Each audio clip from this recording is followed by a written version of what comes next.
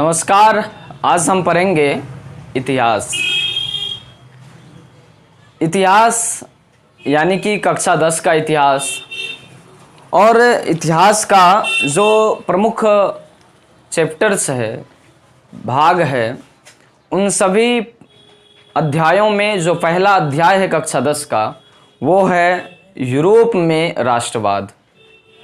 Europe एक महादेश है जो छठा सबसे बड़ा महादेश है। उस छठे सबसे बड़े महादेश में किस प्रकार जो है राष्ट्रवाद ने पांव पसारा और धीरे धीरे पूरे यूरोप के विभिन्न देशों का एकीकरण हुआ, इस अध्याय में दिया गया है। शुरुआत करते हैं कि राष्ट्रवाद क्या होता है। उसके बाद हम जानेंगे कि यूरोप में राष्ट्रवाद किस तरह से धीरे धीरे पनपा और किस तरह से यूरोप का राष्ट्रवाद पूरे विश्व को धीरे धीरे प्रभावित किया। तो चलिए प्रारंभ करते हैं। राष्ट्रवाद क्या होता है? राष्ट्रवाद सीधा अगर यूं कहें, एक अर्थ में कहें, एक शब्द में कहें, तो राष्ट्रवाद यूं कहें कि राष्ट्र प्रेम, राष्ट्रभक्ति, देशभक्ति। किसी भी व्यक्ति को अगर अपने देश के प्रति प्रेम होता है तो वो देशभक्ति, राष्ट्र प्रेम कहलाता है। और वही भावना जो है, वैसी भावना जो है जिसके अंतर्गत किसी भी क्षेत्र का या पूरे देश का या राज्य का पूरे जो है सामाजिक, आर्थिक और राजनीतिक सामंजस्य स्थापित हो पाता है, जिसके कारण उस राष्ट्र की सारी क्रियाकलापों जो है वो देश से रिलेटेड, उस राष्ट्र से संबंधित जो है क्रियाकलापों को एक तरह से मानिए कि संचारित करती है, देश की स्नेहता को बढ़ाता है। तो किसी भी देश की सामाजिक, आर्थिक एवं राजनीतिक तालमेलों के बीच जो स्नेह की उष्णता है, स्नेह को बढ़ाता है, वह राष्ट्र प्रेम जो है राष्ट्रवाद कहलाता है, अगर डायरेक्ट कहा जाए तो। अब हम यहाँ लिखे हैं राष्ट्रवाद, जो कि यूरोप में राष्ट्रवाद का चर्चा हम करेंगे। क्लास 10th के यानी कक्षा 10 का जो है पहला अध्याय है यूरोप में राष्ट्रवाद। और यूरोप में राष्ट्रवाद जो है किस तरह से प्रारंभ हुई, किन किन स्थितियों में प्रारंभ हुई, क्या क्या समस्याएं थी, उनको एक एक करके जानने का प्रयास करेंगे। पहले हम बताएं कि राष्ट्रवाद क्या है। राष्ट्रवाद एक ऐसी भावना है जिसके अंतर्गत किसी देश के अंतर्गत जो है सामाजिक, आर्थिक एवं राजनीतिक जो है मूल्यों का एक तरह से मानिए कि पूरे मूल्यों का सामंजस्य स्थापित होता है, सामाजिक, आर्थिक एवं राजनीतिक मूल्यों का, जिसके अंतर्गत लोग वहां रह पाते हैं और एक तरह से यूं कहें कि एक एकता बनाता है, एकत्रित करता है सामाजिक, आर्थिक एवं राजनीतिक मूल्यों का। यही मूल्य जो है राष्ट्रवाद कहलाता है। अब है राष्ट्रवाद यूरोप में अगर पढ़ रहे हैं तो यूरोप जो छठा सबसे बड़ा महादेश है 7 महादेशों में, तो यूरोप के देश जो है अलग अलग थे। सिर्फ अलग अलग ही नहीं थे बल्कि यूरोपीय देशों को आसपास के यूरोपीय देशों ने या दूसरे देशों ने धीरे धीरे करके मानिए कि कब्जा कर लिया था। तो उन सभी कब्जा होने के कारण यूरोपीय लोगों के बीच जो है धीरे धीरे किस तरह से राष्ट्रवादी भावना पनपी और वो राष्ट्रवादी भावना धीरे धीरे आंदोलन का स्वरूप ली, क्रांति का स्वरूप ली और आज पूरे यूरोप जो है एक स्वतंत्र और राष्ट्रवादी भावना से ओतप्रोत महादेश बन गया है। तो प्रारंभ करते हैं यूरोप में राष्ट्रवाद को। यूरोप में राष्ट्रवाद की क्या व्यवस्था थी, चलिए प्रारंभ करते हैं। शुरुआत में क्या हुआ था? शुरुआत में ऐसा मानिए कि यूरोप का ही एक देश है फ्रांस। 1789 ईस्वी में एक क्रांति हुई थी फ्रांस में, जिनको फ्रांसीसी क्रांति कहा जाता है। और फ्रांसीसी क्रांति जो है एक फ्रांसीसी राज्य क्रांति थी जो अपने ही घरों के अंदर गृह युद्ध एक तरह से मानिए हुई थी। तो 1789 ईस्वी में हुए फ्रांसीसी क्रांति ने अखबार या फिर जनमानस को थोड़ी सी जो है एक तरह से मानिए कि संचार करने का मौका दिया था। अखबार जमीन पर, धरातल पर उतरने लगे थे, जिनसे थोड़ी बहुत राष्ट्रवादी भावना पनपी थी, लेकिन उतनी नहीं पनपी थी जिससे कि पूर्णतः जो है पूरा यूरोप जाग सके।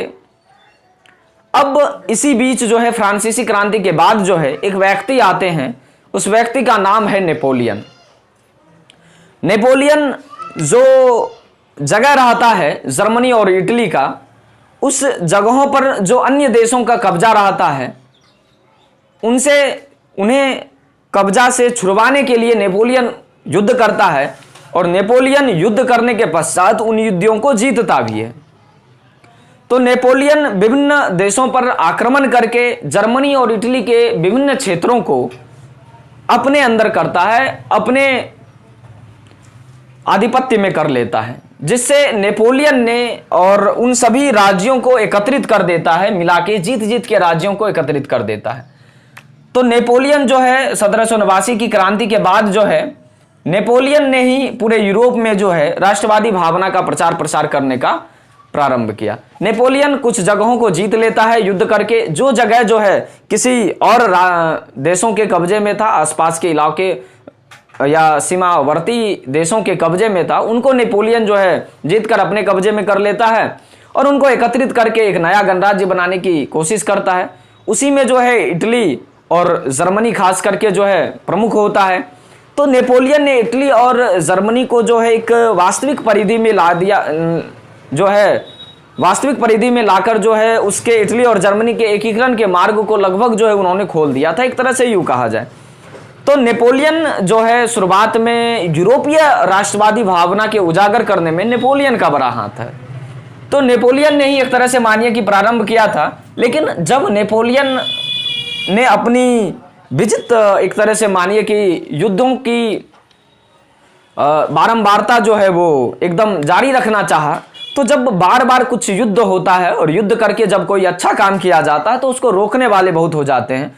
तो वैसी स्थिति में नेपोलियन बार बार युद्ध करके जीत करके जर्मनी और इटली के क्षेत्रों को आपस में मिला के एक नया गणराज्य स्थापना करना चाह रहा था। इटली और जर्मनी के एकीकरण की संभावनाएं बढ़ते जा रही थी, परंतु अब ऐसी स्थिति में क्या था कि यहां अब दिक्कत यह होने लगा था कि जो जगह थी आसपास का जगह, जैसे ऑस्ट्रिया के चांसलर वगैरह सब जो भी है, नेपोलियन को जो है तंग करना शुरू कर दिए और नेपोलियन के युद्धों के साथ जो है वो युद्ध करना शुरू कर दिए और नेपोलियन को रोकना शुरू कर दिए। अंततः 1815 ईस्वी आया और नेपोलियन जो कि एक राष्ट्रवादी भावना के साथ जो है यूरोप में राष्ट्रवादी भावना का प्रचार प्रसार तो किए ही, साथ ही साथ उन्होंने राष्ट्रवादी भावना के साथ जो इटली और जर्मनी को एकीकृत करने का प्रयास किया था, वो 1815 ईस्वी में सपना टूट जाता है। 1815 ईस्वी में जो है नेपोलियन हार जाता है और नेपोलियन के हार का कारण जो है, हार के कारण नेपोलियन एक तरह से मानिए 1815 ईस्वी में नेपोलियन युग का अंत हो जाता है। 1815 का ईस्वी का यह समय नेपोलियन युग का इसी समय समाप्त हो जाता है। अब यूरोप में एक नई शक्ति का प्रारंभ होता है और उस नई शक्ति का नाम होता है ऑस्ट्रिया। ऑस्ट्रिया स्वयं जो है एक विजित राष्ट्र था।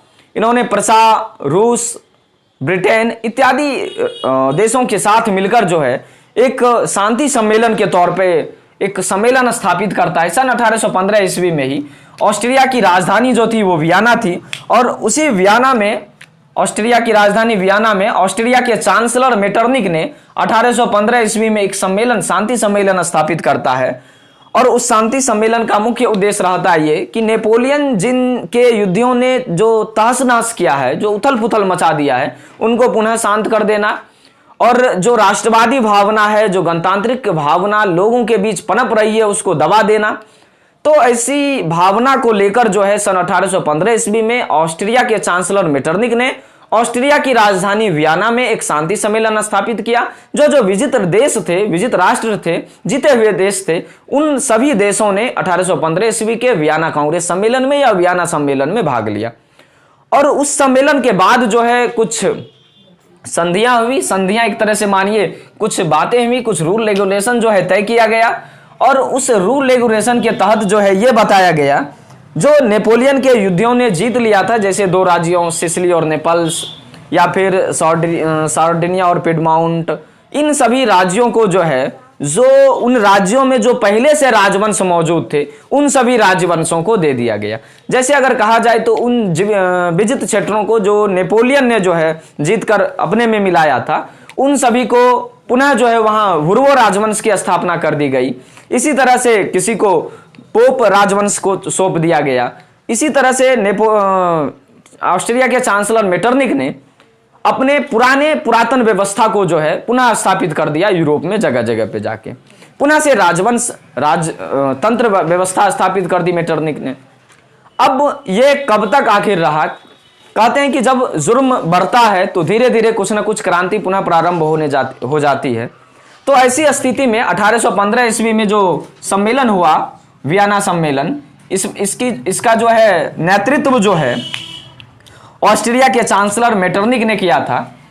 और ये मेटरनिक ने जो रूल रेगुलेशन बनाया था और उन रूल रेगुलेशन के तहत जो पुनर्व्यवस्था की गई थी पुरातन राजवंशों की, अब उनके खिलाफ जो है धीरे धीरे लोगों में जो है एक तरह से मानिए कि दूसरी भावना जागने लगी थी, अप्रिय भावना जागने लगी थी।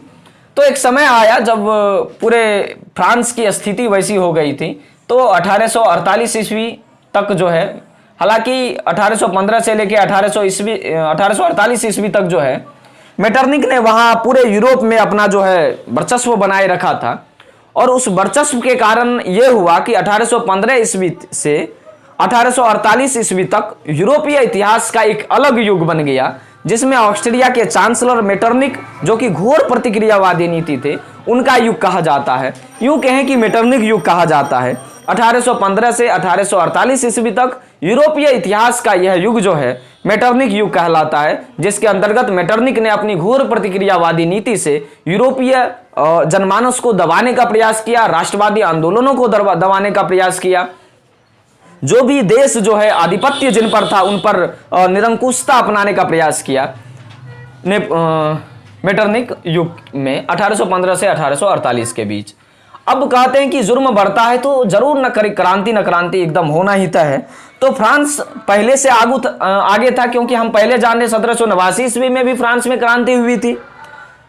तो जब फ्रांस यानी कि मानिए कि 1815 ईस्वी में जब वियना कांग्रेस सम्मेलन हुआ था, तो उस समय फ्रांस का राजा जो है बना दिया गया था। यहाँ स्पष्ट हम लिखे भी हैं कि 1848 ईस्वी तक जो नेपोलियन मेटरनिक युग था, तो 1815 ईस्वी में जो पुरातन व्यवस्था स्थापित की गई थी, वहां फ्रांस का जो राजा था लुई 18वां को बनाया गया था।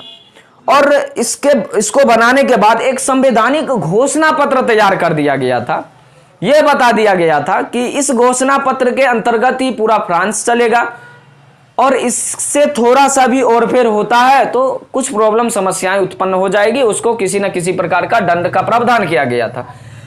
तो लुई 18वां जो है राजा बन जाता है फ्रांस का, लेकिन कुछ दिनों तक ये फॉलो करते रहता है। जब तक ये फॉलो करता रहता है संवैधानिक घोषणा पत्र को, किसी भी प्रकार का कोई प्रॉब्लम नहीं होता है। लुई 18वां के बाद कुछ समय बाद जो है एक फ्रांस का एक ऐसा राजा बनता है जिसका नाम रहता है चार्ल्स दसम। चार्ल्स दसम एक निरंकुश राजा रहता है, यह भी घोर प्रतिक्रियावादी रहता है। 1830 ईस्वी का समय रहता है। चार्ल्स दसम जो है फ्रांस का राजा रहता है, और चार्ल्स दसम जो है एक निरंकुश घोर प्रतिक्रियावादी सिद्धांतहीन राजनीति करने वाला राजा होता है। और ये राजा जो है अपने प्रधानमंत्री के तौर पर पोलीगनेक को चुनता है। पोलीगनेक भी एक घोर प्रतिक्रियावादी जो है नेता रहता है।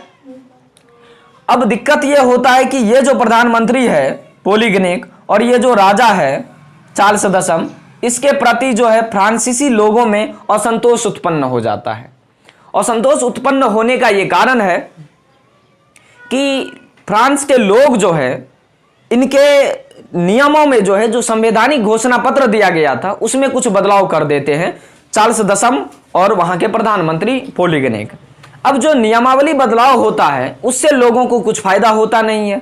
अब उस फायदे के कारण जो है, फायदा नहीं होने के कारण जो है फ्रांसीसी लोगों में अचानक जो है क्रांति की लहर दौड़ जाती है। क्रांति की लहर इस तरह से दौड़ती है कि जुलाई का वो समय जो है अचानक से वो क्रांति में बदल जाती है।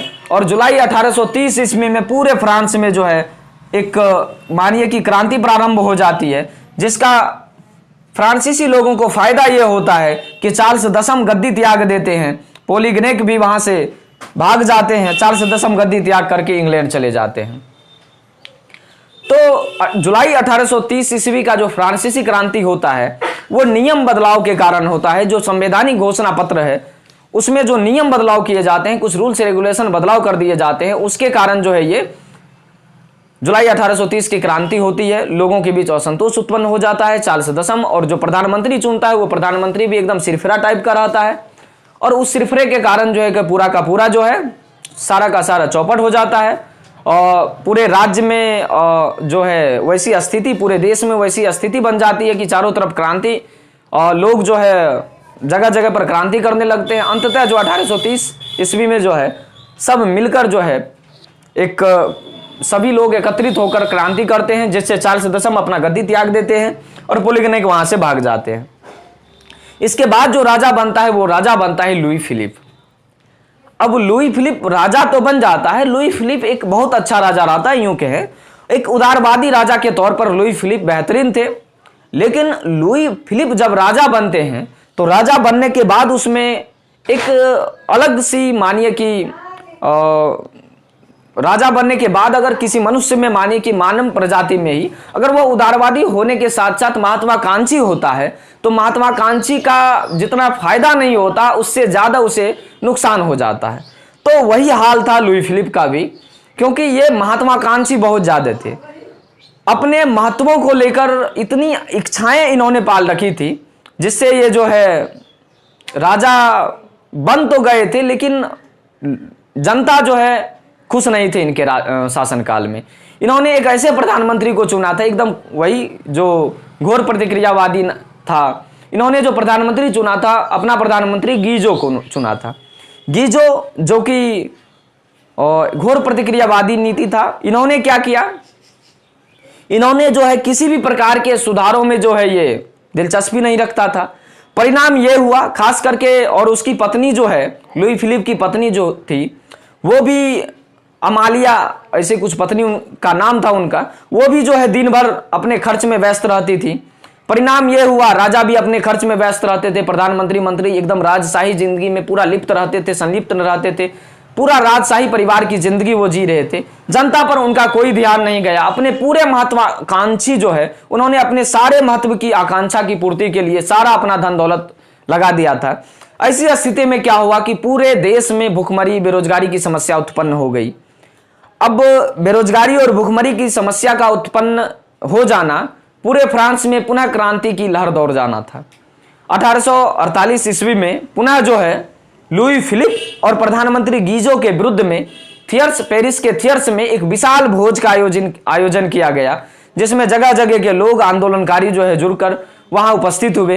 अंततः उसके विरोध में जो है लुई फिलिप के विरोध में जो है जगह जगह नारेबाजी लगने लगी।